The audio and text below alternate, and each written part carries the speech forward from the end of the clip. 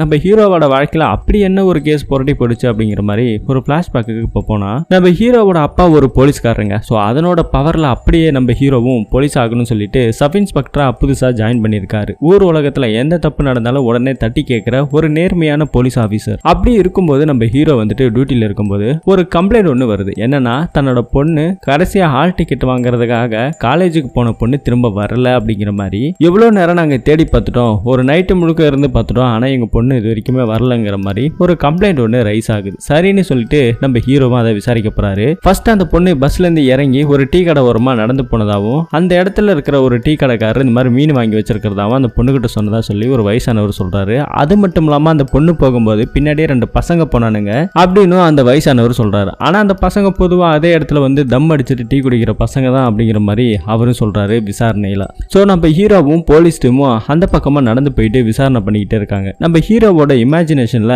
அந்த 2 பசங்க தான் அந்த பொண்ணை ஏதோ பண்ணிருக்கிற மாதிரி அவரோட போலீஸ் மூலையில தெரிய வருது. சரின்னு இப்ப அந்த வழியா போனா அங்க ஒரு வீடு இருக்கு. அந்த வீட்டுல தான் அந்த 2 பசங்களும் இருக்கிற மாதிரி தெரிய வருது. அந்த பசங்களை இப்ப கஸ்டடியில எடுக்கிறாரு நம்ம ஹீரோ. சோ எடுத்தாமல அடிச்சு விசாரிக்கும் போது தான் அவனுக்கு சில உண்மையே சொல்றாங்க. நாங்க அந்த பொண்ணை லவ் பண்ணது உண்மைதான், அந்த பொண்ணை போய் வலுக்கட்டாயமா தூக்கினது உண்மைதான், ஆனா இந்த இடத்துல ஒரு மீன் விற்கிறக்காரோட சத்தத்தை கேட்டு நாங்க அந்த பொண்ணை விட்டுட்டோம், அந்த பொண்ணு அங்க இருந்து கிளம்பிட்டா, மத்தபடி நாங்க எந்த தப்புமே பண்ணல அப்படிங்கிற மாதிரி அவரு ஒரு பக்கம் சொல்லிக்கிட்டு இருக்கிறாரு. இப்ப அந்த பொண்ணோட அப்பா தான் திரும்ப ஸ்டேஷன்ல வராரு. சோ உங்களோட வீட்டுல கொஞ்சம் விசாரிக்கணும், செக் பண்ணணும் அப்படிங்கிற மாதிரி நம்ம ஹீரோன்னு சொல்லிட்டு இப்ப அந்த காணாம போன பொண்ணோட வீட்டுக்கு போறாங்க. சோ அங்க போய் பார்த்தா அந்த பொண்ணுக்கு கொஞ்சம் சர்ச்சுக்கு போற பழக்க வழக்கங்கள்லாம் இருக்கிற மாதிரி தெரிய வருது. சரின்ட்டு அதே பக்கத்துல இருக்கிற சில இடத்துல அந்த பெண்ணை தேடிக்கிட்டு இருக்கிறாங்க. ஏதாவது எவிடன்ஸ் கிடைக்குமா அப்படிங்கிற மாதிரி துப்பு தேடிக்கிட்டு இருக்கிறாங்க. அப்படி இருக்கும்போது இன்னொரு பக்கத்துல அந்த மீன்காரர் ஒருத்தர் இருந்தார் இல்லையா, அவரையுமே விசாரிக்கலாம் சொல்லி முடிவு பண்றாங்க. ஆனா கடைசியா அந்த பொண்ணு சர்ச்சுக்கு கூட போயிருக்கலாம் அப்படிங்கிற மாதிரியும் அந்த சர்ச்சில் போயிட்டு அங்க இருக்கிற ஃபாதரையும் விசாரிக்கணும் அப்படிங்கிற மாதிரியும் நம்ம ஹீரோ அந்த காணாம போன பொண்ணோட அப்பா கிட்ட சொல்லிக்கிட்டு இருக்காரு. ஆனா அந்த பொண்ணோட அப்பாவுக்கும் அந்த சர்ச்சுக்காரருக்கும் ஃபாதருக்கும்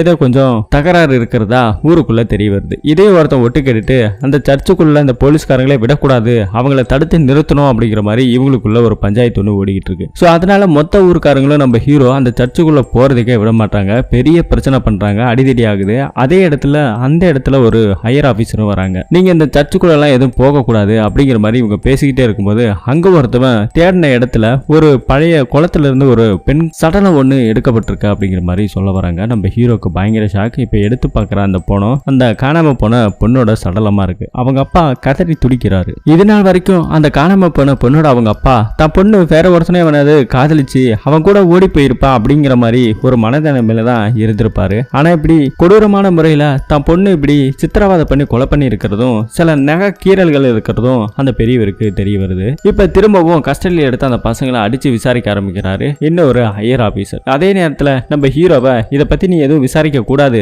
இனிமே இந்த கேஸை நான் பாத்துக்கிறேன் அப்படிங்கிற மாதிரியும் நம்ம ஹீரோ கிட்ட இன்னொரு போலீஸ்காரர் சொல்றாரு. என்னதான் இருந்தாலும் நம்ம ஹீரோ இந்த கேஸை நான் தொட்டேன், அதனால இதை நான் விட மாட்டேன் அப்படிங்கிற மாதிரி ஒரு பிடிவாத குணத்துல அதே இடத்துல திரும்ப போயிட்டு செக் பண்ணிக்கிட்டு இருக்கிறாரு, ஏதாவது எவிடன்ஸ் கிடைக்குதா அப்படின்னு சொல்லிட்டு. இப்ப நம்ம ஹீரோ விசாரிச்ச கேஸ் இன்னொருத்தர் பாக்குறாரு. அதே நேரத்துல அங்க இருக்கிற இன்னொரு அதிகாரி இவங்க 2 பேருக்குள்ள பேசிக்கிறாங்க. இந்த கேஸ்ல எவனையும் பிடிக்கிறோமோ இல்லையோ அதெல்லாம் நமக்கு தேவையில்லாது, இந்த கேஸை நம்ம சீக்கிரம் முடிக்கிறோம், அதுக்கு எவனையாவது ஒருத்தனை பிடிச்சி அவனை நம்ம அக்கிஸ்ட்னு சொல்லி நிப்பாட்டிடுவோம் அப்படிங்கிற மாதிரி இந்த கேஸை ஈஸியா முடிக்கலாம்னு சொல்லி இங்க இருக்கிற 2 பேரு டீலிங் பண்ணிட்டு இருக்காங்க. அதே நேரத்துல நம்ம ஹீரோ அங்க வந்து ஐயர் ஆபீசர்கிட்ட சார் நான் உங்கள்ட்ட கொஞ்சம் தனியா பேசணும்னு சொல்லி ஒரு மேப் ஒன்னு எடுத்து வைக்கிறாரு. பொதுவா அந்த கிணத்துல கிடைச்ச அந்த சடலத்தை கணக்கு பண்ணி பார்க்கும்போது எல்லாமே 200 மீட்டர் சரௌண்டிங்ல தான் அந்த பணம் கிடைச்சிருக்கு. அப்படின்னா அந்த பணத்தை கண்டிப்பா இழுத்துட்டு வந்து தான் போட்டிருக்கணும், இல்ல அப்படின்னா கொஞ்ச நாள் வச்சிருந்து தான் தூக்கிட்டு வந்து போட்டிருக்கணும் அப்படிங்கிற மாதிரி நம்ம ஹீரோ சில விஷயங்களை சொல்லிக்கிட்டு இருக்கிறாரு. ஆனாலும் அங்க இருக்கிற ஐயர் ஆபீசர் இதெல்லாம் நம்புற மாதிரியா இருக்கு, அதெல்லாம் ஒண்ணும் இல்ல கிளம்புடா அப்படிங்கிற மாதிரி சொல்லிட்டு அந்த காணாம போன பொண்ணோட வீட்டுல அந்த பொண்ணோட ட்ரெஸ் ஒன்று எடுத்துட்டு வாடா அப்படிங்கிற மாதிரி நம்ம ஹீரோவை அடிமட்ட ரேஞ்சுக்கு அனுப்பி வைக்கிறாங்க. அவரும் போயிட்டு ட்ரெஸ் எல்லாம் எடுத்துட்டு வந்து கொடுக்குறாரு. இப்போ மோப்பனாயை வச்சு அங்க இருக்கிற போலீஸ்காரங்க செக் பண்ணிக்கிட்டு இருக்கும்போது அந்த மோப்பனாயை அங்க இருக்கிற ஒரு வீட்டுக்கு போகுது. அந்த வீட்டு பக்கத்துலயும் சுத்தி தான் போயிட்டு இருக்கு. அந்த வீடு யாருன்னு பார்த்தா இதுக்கு முன்னாடி சாராயம் காய்ச்சி வித்த ஒருத்தரோட வீடா தான் இருக்கும். ஆனா இப்ப அவன் திருந்தி வாழ்றதாவும் ஊருக்குள்ள பேசிக்கிட்டு இருக்காங்க. சரின்னு அந்த நாய் ஒரு இடத்துல ஃபாரஸ்ட் போய் நிக்குது. அந்த இடத்துல கூட நம்ம ஹீரோ என்ன சொல்றாருன்னா சார் இங்க கூட பாருங்க ஏதோ ஒரு டெட் பாடி இழுத்துட்டு போன மாதிரி சிம்டம்ஸ் எல்லாம் தெரியுது பாருங்க இந்த பில்லுல அப்படிங்கிற மாதிரி நம்ம ஹீரோ ஐயர் ஆபீசர்ட்ட சொன்னா இன்னைக்கு பிரியாணி நல்லா இருக்கும், அந்த கடையில போய் பிரியாணி வாங்கிட்டு நீ ஸ்டேஷனுக்கு வாடா அப்படிங்கிற மாதிரி திரும்பவும் நம்ம ஹீரோக்கு ஒரு வேலையை வைக்கிறாங்க. நம்ம ஹீரோவும் அதே மாதிரி மாதிரி போயிட்டு பிரியாணி எல்லாம் வாங்கிட்டு திரும்ப ஸ்டேஷனுக்கு வந்து நிக்கிறாரு. இப்ப கடைசியா ஒரு மீன்காரர் இருந்தார் இல்லையா, அவரெல்லாம் கூட்டுக்கிட்டு விசாரணைக்கு வந்திருக்காங்க. கடைசியா அந்த மோப்பனாய் போன இடத்துல ஒரு ட்ரெஸ் ஒண்ணு கடந்திருக்கு. அது ஒரு பழைய கைலியா இருக்குது. இந்த கைலியை நீ எங்கேயாவது பாத்திருக்கியா அப்படிங்கிற மாதிரி எல்லாம் கேட்கும்போது, ஊருக்குள்ள நான் இதை எங்கேயும் பார்த்த மாதிரி தெரியல, ஆனா ஒரு இடத்துல நான் மீன் வித்துட்டு வரும்போது ஒருத்தர்கிட்ட பார்த்தேன் அப்படிங்கிற மாதிரி சொல்றாரு. எங்கன்னா இந்த சாராயம் காய்ச்சி வித்துனார் இல்லையா ஒருத்தர், அவரோட வீட்டுல தான் அது காஞ்சிக்கிட்டு இருந்தது கொடிக்கையில அப்படிங்கிற மாதிரி அந்த மீன் விற்கிறவர் சொல்றாரு. இப்ப அந்த கைலியை எடுத்துக்கிட்டு அங்க இருக்கிற போலீஸ்காரங்க எல்லாம் அவரோட வீட்டுக்கு வராங்க. சார் என்ன சார் வேணும் அப்படிங்கிற மாதிரி அவரு கேட்கும்போது, இந்த கைலி உனக்கு ஞாபகம் இருக்காடா அப்படிங்கிற மாதிரி சொல்றாங்க. இது மாதிரி நானும் ஒன்று வச்சிருந்தேன், ஆனா கொஞ்ச நாளைக்கு முன்னாடி வெளியில துவைச்சு காய வச்சிருந்தேன், அந்த கைலி இப்ப காணாம போயிடுச்சு, நானும் பேச அதுவும் கண்டுக்கல விட்டுட்டான் அப்படிங்கிற மாதிரி சொல்றாரு. இந்த கைலி தாண்டா இப்ப சஸ்பெக்ட், உன்னை விசாரிக்கணும் ஸ்டேஷனுக்கு வாடா அப்படிங்கிற மாதிரி சொல்லி அவரையும் அடிச்சு அவங்க பொண்டாட்டி பிள்ளையோட கண்ணு முன்னாடியே தரன்னு இழுத்துட்டு வர்றாரு. நம்ம ஹீரோக்கு இது நல்லாவே தெரியும் இவன் அக்யூஸ்ட் கிடையாது அப்படிங்கிறதுல. இப்ப அந்த காணாம போன பொண்ணுக்கு இறுதி சடங்கு எல்லாம் நல்லபடியா செஞ்சு முடிக்கிறாங்க. செஞ்சு முடிச்ச கையோட நம்ம ஹீரோவை வந்து அந்த பெரியவர் பார்க்க ஆரம்பிக்கிறாரு. அந்த சாராயங்காட்சி வித்தவனுக்கும் எங்க குடும்பத்துக்கும் நல்ல ஒரு ரிலேஷன்ஷிப் இருக்கு, அவன் கண்டிப்பா என் பொண்ணுகிட்ட அந்த மாதிரிலாம் நடந்திருக்க மாட்டான், அவன் ரொம்ப நல்லவன் சார் அப்படிங்கிற மாதிரி அந்த இறந்து போன பொண்ணோட அப்பாவே நம்ம ஹீரோ கிட்ட வாக்குமூலம் கொடுக்குறாரு. இப்ப அந்த பெரியவர் கூட இன்னொருத்தர் வந்திருக்கிறாரு. அவர் யாருன்னா அங்க இருக்கிற போஸ்ட் ஆபீஸ்ல வேலை பார்க்கறாரு. சோ அன்னைக்கு கூட அந்த பொண்ணு என்னை கிராஸ் பண்ணி போச்சு, உங்க அப்பா எப்படிமா இருக்காருன்னு நான் நல்லா விசாரிச்சேன் சார், ஆனா கடைசியா அந்த பொண்ணு அந்த சர்ச்சுக்குள்ள தான் போனாங்க அப்படிங்கிற மாதிரி அந்த ஐயா பார்த்துட்டு சொல்லி இருக்கிறாரு. இப்ப நம்ம ஹீரோக்கு என்ன பண்றதுன்னு தெரியல. இப்ப நேரம் இந்த ஃபாரன்சி டிபார்ட்மெண்ட்டுக்கு போறாங்க. சோ அங்க போயிட்டு இந்த மாதிரி அந்த கொலை நடந்த இடத்துல சில விக்டிம்ஸ் எல்லாம் கிடைச்சது சார் அப்படிங்கிற மாதிரி எல்லாம் கேட்கறாங்க.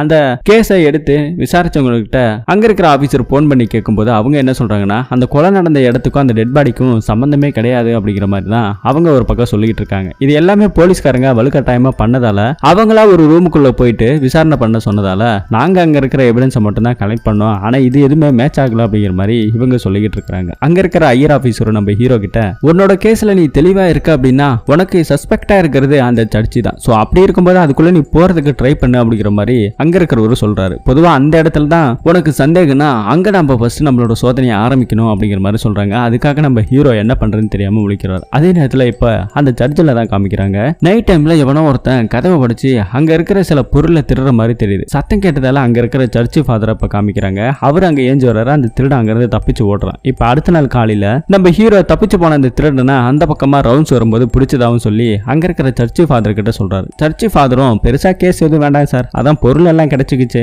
ஒன்னும் பிரச்சனை இல்ல விடுங்க அப்படிங்கிற மாதிரி அவரு ஒரு பக்கம் சொல்லும்போது நம்ம ஹீரோவும் அப்படிலாம் விட முடியாது, இங்க சோதனை பண்ணணும், அக்யூஸ்ட் இவன் தான் சொல்லி ஒத்துக்கிட்டான், ஆனா நாங்க அதுல கோர்ட்ல ப்ரூவ் பண்ணணும்ல, அதுக்காக சில ஃபிங்கர் பிரிண்ட்ஸ் எல்லாம் எடுக்கணும் அப்படிங்கிற மாதிரி ஃபாரன்சிக் டிபார்ட்மெண்ட்ல இங்க சொல்லி இருக்காங்க. சோ அந்த ஆபீசர் தான் வந்து இப்ப அந்த சர்ச்சுக்குள்ள விசாரணை பண்ணிட்டு இருக்காங்க. ஒவ்வொரு இடத்துலயும் ஃபிங்கர் பிரிண்ட் எவிடன்ஸ் என்னென்னலாம் கிடைக்குதோ எல்லாத்தையும் எடுக்கிறாங்க. அப்போ சில இடத்துல உடஞ்ச கண்ணாடி வளையலும் சில முடிகளும் இருக்கிற மாதிரி தெரிய வருது. அதே எல்லாத்தையுமே ரிப்போர்ட்டுக்கு எடுக்கிறாங்க, அதையும் அமுச்சு வைக்கிறாங்க. இப்போ மொத்தத்தையும் எடுத்துக்கிட்டு நம்ம ஹீரோ அங்க இருக்கிற ஐயர் ஆபீசரை பாக்குறாங்க. இந்த கேஸை நான் விசாரிக்க கூடாதுன்னு எனக்கு நிறைய எதிர்ப்பு தெரிவிச்சாலும் என்ன நீங்க சஸ்பெண்டே பண்ணாலும் பரவாயில்ல சார், ஆனா கடைசியா என்னோட ஃபைலை ஒரு தடவை படிச்சு பாருங்கன்னு சொல்லி அவங்க கையில அந்த ஃபைலை கொடுக்குறாங்க. சோ நடந்த விஷயத்தை பத்தி எல்லாத்தையும் கிளியரா சொல்றாரு. அது மட்டும் இல்லாம இப்ப கடைசியா அந்த இறந்து போன பொண்ணோட வீட்டிலே கடைசியா ஒரு டைம் சர்ச் பண்ணி சோதனையும் பண்றாங்க. அங்க ஒரு எவிடன்ஸும் கிடைக்குது. சோ அந்த எவிடன்ஸ் அங்க இருக்கிற ஃபாரன்சிக் டிபார்ட்மெண்ட்ல ஒரு விஷயத்தை நம்ம ஹீரோ கிட்ட சொல்றாங்க. ஆனா அது என்னன்னு சொல்லி எதுவுமே நமக்கு காமிக்கல, ஒரு மௌனமா ஏதோ சொல்ற மாதிரி காமிக்கிறாங்க. சோ இப்ப நேரம் நம்ம ஹீரோ என்ன பண்றாருன்னா அங்க இருக்கிற சர்ச்சுக்கு வந்து அந்த ஃபாதரை உங்களை விசாரிக்கணும் அப்படிங்கிற மாதிரிலாம் ஏதோ சொல்லிக்கிட்டு இருக்காங்க. அதே நேரத்துல அந்த இறந்து போன பொண்ணோட வீட்டுக்கு போயிட்டு ஒரு பக்கம் விசாரிக்க ஆரம்பிக்கிறாங்க. விசாரணையில அந்த இறந்து போன பொண்ணுக்கு ஒரு அக்கா இருக்கிறாங்க. அந்த பொண்ணுகிட்ட விசாரிக்கிறாங்க. அப்பதான் அந்த பொண்ணு சில உண்மையில சொல்ல ஆரம்பிக்குது. ஒரு பிளாஷ்பேக்கு போறாங்க. அந்த பொண்ணு சர்ச்சில் இருக்கக்கூடிய ஒரு பையன் கூட ரிலேஷன்ஷிப்ல இருக்கிறாங்க. சோ அவன் தான் இன்னைக்கு ஊருக்குள்ள இருந்து வந்திருப்பான். சோ சர்ச் ஃபாதர் அங்க இருந்து வெளியே போன அந்த நேரத்துல இந்த பொண்ணை கூட்டு வந்து அந்த பொண்ணு கூட கொஞ்சம் நெருங்கி இருந்திருக்கான். சோ நெருங்கி இருந்துட்டு ரெண்டு பேரும் சந்தோஷமா இருந்துட்டு அங்க இருந்து கிளம்பலாங்கிற கதவை துறக்கிற அந்த நேரத்துல அவ தங்கச்சிக்காரி நம்ம லவ்லி கரெக்டா அந்த இடத்துக்கு வந்துடுறாங்க. சோ இந்த விஷயத்தை பத்தி நான் கண்டிப்பா சொல்றேன், நீங்க தப்பு பண்றதுல எனக்கு ரொம்ப நாளா டவுட்டா வந்துச்சு, ஆனா அதை கண்ணுங்க அர்த்தமா நீங்க பாக்கணும்னு நினைச்சேன், நான் பார்த்துட்டேன், இதை போய் கண்டிப்பா நான் வீட்டுல சொல்லுவேன்னு சொல்லி அந்த பொண்ணு போறதால அவங்க அக்கா காரிய தயவு செஞ்சு சொல்லாத அப்படிங்கிற மாதிரி எவ்வளவு கெஞ்சவா ஆரம்பிக்கிறாங்க. ஆனாலும் நம்ம லவ்லி சொல்லிடுவேன்றதால லவ்லியோட அக்காவோட காதலன் இருக்கா இல்லையா, அவன் இந்த பொண்ணை வாயை பத்தி தரன்னு இழுத்துட்டு வரான் உள்ளுக்குள்ள. அதே நேரத்துல பார்த்தா திடீர்னு அங்க இருக்கிற ஒரு போஸ்ட்மேன் வந்துடுறாரு. ஃபாதரை தேடி வராரு. ஆனா ஃபாதர் இப்ப இல்லாதாலையும் கதவு மூடி இருக்கிறதாலையும் கொஞ்ச நேரம் நின்று பார்த்துட்டு அவர் அங்க இருந்து கிளம்புறாங்க. இவன் வாயை பொத்தின அந்த கேப்ல அந்த லவ்லி அந்த பொண்ணு அங்கவே மூச்சடிச்சு இறந்து போறாங்க. இப்ப என்ன பண்றது தெரியாம அவன் ஒரு பக்கம் பயந்துகிட்டு இருக்க, அதே நேரத்துல இந்த பொண்ணு என்ன பண்றதுன்னு தெரியாம வீட்டுக்கும் போறாங்க. சோ வீட்டுக்கு போயிட்டு போயிட்டு சாப்பிட்டு இருக்கும்போது அவங்க அப்பாவும் சொல்றாங்க, ஆல் டிக்கெட் வாங்க போன பொண்ணு இன்னுமே காணா, எனக்கு பயமா இருக்கு, போலீஸ்ல கம்ப்ளைண்ட் கொடுக்கலாம் அப்படிங்கிற மாதிரி அவங்க ஒரு பக்கம் நைட்ல பேசிக்கிட்டு இருக்காங்க. அதே நேரத்துல எல்லாரும் தூங்கினதுக்கு அப்புறம் இந்த பொண்ணு தன்னோட காதலனோட சேர்ந்து அங்க வர வழியில அந்த சரக்கு விற்பாரு இல்லையா, அவரோட கைலியை எடுத்துக்கிட்டு வந்துதான் அதை அறுத்து இவங்க கையை காலை கட்டி அங்கிருந்து தரன்னு அந்த பையன் இழுத்துட்டு போய் ஒரு சாக்கு முட்டையில கட்டி அங்க இருக்கிற குளத்துல தூக்கி போட்டிருப்பான் அந்த சடலத்தை அப்படின்னு. இப்ப இந்த பொண்ணு நம்ம ஹீரோ கிட்ட எல்லா உண்மையும் சொல்லிடுச்சு. இது எப்படி நம்ம ஹீரோ கண்டுபிடிச்சிருப்பாரு அப்படின்னா, அதே கொலை நடந்த இடத்துல அந்த சர்ச்சில் தானே நடந்தது. ஃபாரன்சிக் டிபார்ட்மெண்ட் அங்க செக் பண்ணும்போது ஒரு பொண்ணோட முடி வித்தியாசமா புதுசா இருக்கிறதாவும் அங்க டிபார்ட்மெண்ட்ல கொடுத்திருக்காங்க. அதே மாதிரி இந்த இறந்து போன பொண்ணோட வீட்டுல செக் பண்ணும்போது அதே முடி இங்கவும் மேட்ச் ஆயிருக்கு. சோ அப்பதான் தெரியுது இந்த பொண்ணுக்கும் இந்த கொலைக்கும் ஏதோ ஒரு தொடர்பு இருக்குது கன்ஃபார்ம் பண்றாங்க. அதன் மூலமா வச்சு விசாரிச்சதுல நம்ம ஹீரோ இந்த பொண்ணுக்கும் இந்த கொலைக்கும் கண்டிப்பா ஏதோ ஒண்ணு தொடர்பு இருக்கு அப்படிங்கறத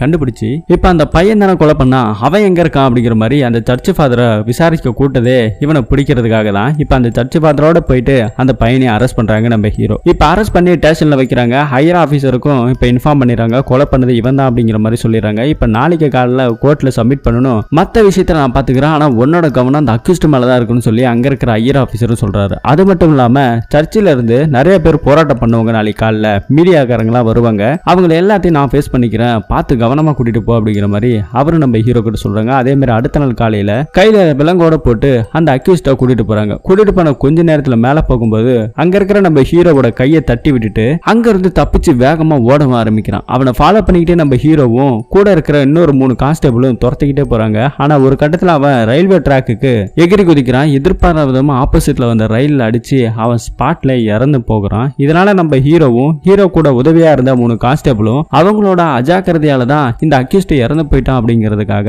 நம்ம ஹீரோ கூட சேர்ந்து அந்த 3 கான்ஸ்டபிளுக்கும் சஸ்பெண்ட் ஆர்டர் கொடுத்துறாங்க.